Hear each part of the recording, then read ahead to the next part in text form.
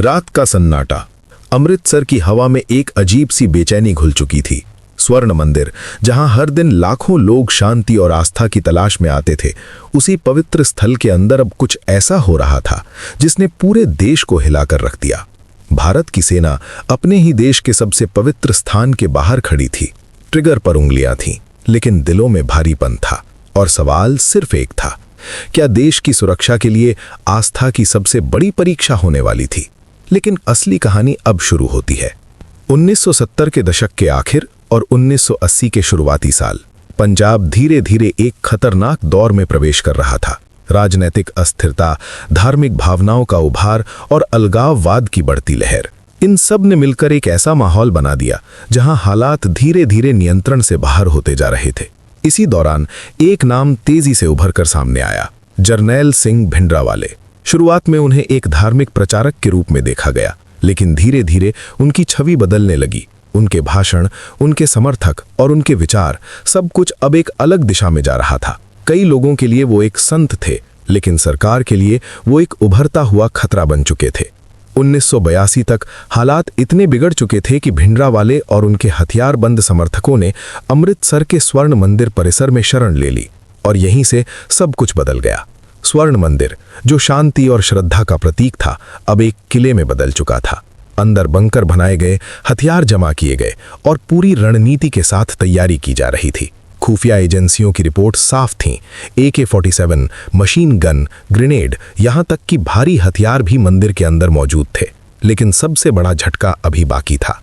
सरकार के सामने एक असंभव सा सवाल खड़ा था। क्या वो सेना को इस पवित्र स्थल के अंदर भेजे या फिर हालात को और बिगड़ने दे? प्रधानमंत्री इंदिरा गांधी के लिए यह फैसला आसान नहीं था। एक तरफ देश की सुरक्षा, दूसरी तरफ करोड़ों लोगों की आस्था। लेकिन जब हिंसा बढ़ने लगी, पुलिस और प्रशासन पर हमले होने लगे, तब सरकार के पास अब कोई और रास्ता नहीं बचा था। और फिर 3 जून 1984, पूरा अमृतसर सील कर दिया गया। कर्फ्यू लगा दिया गया, संचार के सभी साधन बंद कर दिए गए। बाहर सेना, अंदर भारी हथियारों से लैस लोग। ऑपरेशन का नाम रखा गया ऑपरेशन ब्लू स्टार। भारतीय सेना के नेतृत्व में इस मिशन की कमान संभाली लेफ्टिनेंट जनरल कुलदीप सिंह बराड़ ने, एक सिख अधिकारी जिन्हें इस ऑपरेशन का नेतृत्व सौंपा गया। ये खुद में एक बहुत बड़ा और संवेदनशील फैसला था। लेकिन असली चुनौती अब शुरू होने वाली थी।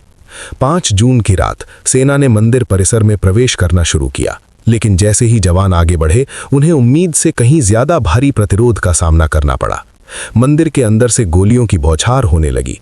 हर कोना, हर दीवार जैसे एक जाल बन चुकी थी। ये कोई सामान्य ऑपरेशन नहीं था, ये एक युद्ध बन चुका था। कमांडो यूनिट्स, पैराट्रूपर्स और स्पेशल फोर्सेस, सभी को अलग अलग दिशाओं से अंदर भेजा गया। लेकिन हर कदम मौत के खतरे से भरा हुआ था। अंदर मौजूद लोग सिर्फ छिपे नहीं थे, वो पूरी तैयारी के साथ बैठे थे। और यहीं से मिशन और भी खतरनाक हो गया। अकाल तख्त, जो सिख धर्म का सबसे महत्वपूर्ण स्थानों में से एक है, वहीं सबसे ज्यादा हथियार और प्रतिरोध केंद्रित था।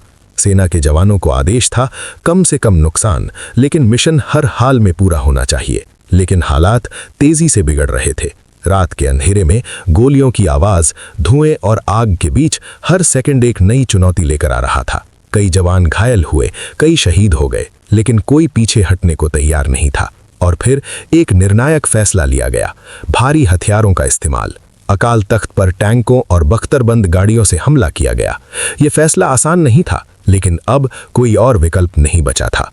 और यहीं इतिहास का सबसे विवादास्पद मोड़ सामने आया। 6 जून 1984 की सुबह ऑपरेशन अपने अंतिम चरण में पहुंच चुका था। भिंडरावाले और उनके मुख्य सहयोगी मारे जा चुके थे।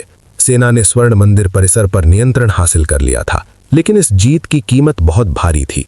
सैकड़ों लोग मारे गए, मंदिर को भारी नुकसान पहुंचा और पूरे देश में गहरा आघात फैल गया। लेकिन सबसे बड़ा असर अभी बाकी था। इस ऑपरेशन के बाद देश में एक नई उथल-पुथल शुरू हुई। गुस्सा, दर्द और बदले की भावना। 31 अक्टूबर 1984, प्रधानमंत्री इंदिरा गांधी की हत्या उनके ही सिख अंगरक्षकों द्वारा। और फिर देश ने एक और दर्दनाक अध्याय देखा। लेकिन अगर हम इस पूरी कहानी को समझें, तो ये सिर्फ एक सैन्य ऑपरेशन नहीं था। ये एक ऐसा निर्णय था जहां हर विकल्प गलत लग रहा था। सेना के जवान, जिन्होंने अपने ही देश के सबसे पवित्र स्थान में प्रवेश किया, उनके लिए ये सिर्फ एक मिशन नहीं था, ये एक भावनात्मक युद्ध था। और शायद यही इस कहानी का सबसे भारी पहलू है। देश की सुरक्षा और आस्था के बीच कभी कभी ऐसे फैसले लेने पड़ते हैं जिनका बोझ इतिहास हमेशा उठाता है। ऑपरेशन ब्लू स्टार आज भी भारत के इतिहास का एक ऐसा अध्याय है जिसे समझना आसान नहीं है और भूलना तो बिल्कुल भी नहीं। ये कहानी हमें सिर्फ एक ऑपरेशन के बारे में नहीं बताती, बल्कि ये याद दिलाती है कि देश को सुरक्षित रखना कभी कभी सबसे कठिन और दर्दनाक फैसलों की मांग करता है, और शायद यही असली कीमत होती है शांति की। अगर आपको ऐसी ही भारत के अनसुने और खतरनाक ऑपरेशनों की सच्ची कहानियां जाननी है तो चैनल को जरूर सब्सक्राइब करें।